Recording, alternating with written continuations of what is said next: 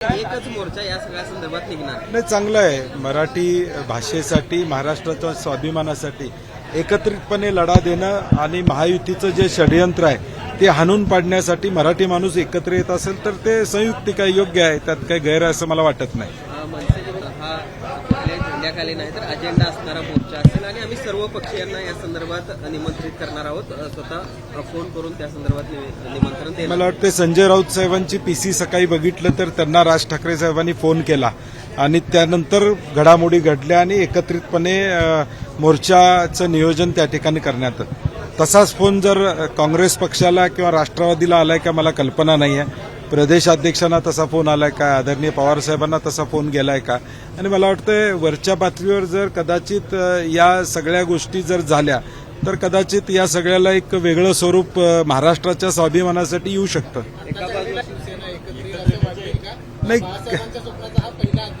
नाही, गेले अनेक महिने ही चर्चा त्या ठिकाणी चालू आहे.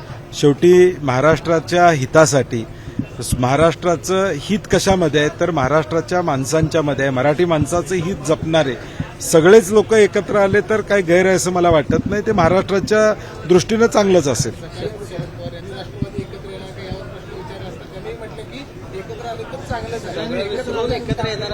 नाही, त्याच्यावर मी कॉमेंट करणं बरोबर नाही, कारण की तो त्यांच्या दोन्ही पक्षाचा अंतर्गत विषय. तशी चर्चा कुठं आमच्या कानापर्यंत त्या ठिकाणी ऐकायला आलेली नाही. परंतु ठाकरे बंधूंच्या बाबतीत मात्र संजय राऊत साहेबांनी स्पष्टपणे भूमिका जाहीर केलेली आहे की चर्चा चालू आहे, एकत्र येण्याची शक्यता नाकारतायत. असं दोन्ही बाजूनं झाल्यामुळं हे कुठंतरी सुरुवात या मोर्चाच्या निमित्तानं होते असं महाराष्ट्राला वाटतंय. 1 तारखेला राज्यव्यापी चक्काजाम आंदोलनाचा निर्णय त्या सगळ्या गरज नसलेला शक्तीपीठ हा प्रकल्प जो गरज नाही तो करू नये अशी आमच्या अजून शासनाला विनंती आहे.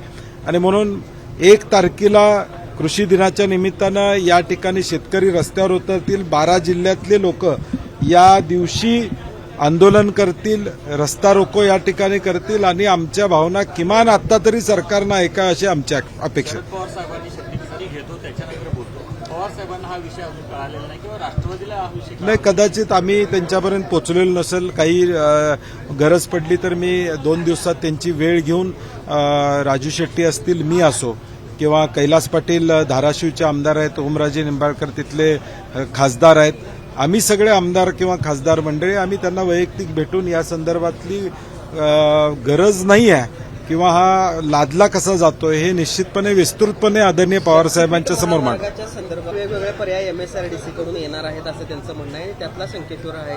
माझं मुळात शक्तीपीठ महामार्ग हा राज्य शासनाचा प्रोजेक्ट आहे, MSRDCचा प्रोजेक्ट आहे. तो नॅशनल हायवे नाही आहे की जो कर्नाटकमधून जाऊ शकेल, संकेश्वर मार्गे या ठिकाणी जाऊ शकेल. हे एक वेगळं षडयंत्र आहे. 3 टप्प्याचा मी म्हणलं तसं टर्म्स ऑफ रेफरन्सेस झालेले आहेत. 4था टप्पा जो आहे तो 4थ्या टप्प्याचे झाले नसल्यामुळं 3 टप्पे पूर्ण करायचे आणि मग कोल्हापूरकरांना दाबून न्यायचं हा या प्रकल्पाच्या मागचा हेतू आहे. कारण की कर्नाटकमध्ये जायचं असेल तर कर्नाटक सरकारची परवानगी लागेल. हा प्रोजेक्ट राज्याचा आहे. हा प्रोजेक्ट नॅशनल हायवे असता तर मग इंटर स्टेट याला म्हणता त्या ठिकाणी आला असतं. त्यामुळे मला काय यात फार तथ्य असं मला वाटत नाही. लोणीकरांचं वक्तव्य शेतकऱ्यांची कुचेष्टा होते असं वाटतं का? कारण नाही, शासन आता प्रत्येकाची चेष्टा करते. लाडक्या बहिणीबद्दल पैसे देताना कशा पद्धतीचे वाक्यप्रकार भाजपनं वापरले हे आपण त्या ठिकाणी पाहिलेले आहे.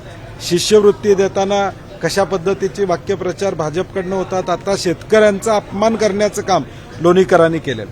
मला वाटते भाजपला जर शेतकऱ्यांच्याबद्दल कळवळ असेल तर लोणीकर साहेबांचा ताबडतोब राजीनामा त्यांनी त्या ठिकाणी घ्यावा. मेसेज जाऊ दे की या महाराष्ट्रामध्ये शेतकऱ्याचा अपमान करणाऱ्याची गय केली जात नाही. भाजप जर शेतकऱ्याच्या बाजूचा असेल तर ताबडतोब त्यांनी त्यांचा राजीनामा घ्यावा. एबीपी माझा, उघडा डोळे बघा नीट.